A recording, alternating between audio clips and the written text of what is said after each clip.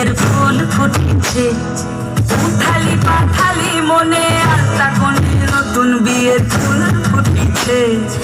আশ্বিন ফাগুন মাসে প্রধান ঘাসে নতুন বিয়ের ফুল ফুটেছে। উথালি পাথালি মনে আত্মা কোণে নতুন বিয়ের ফুল ফুটেছে।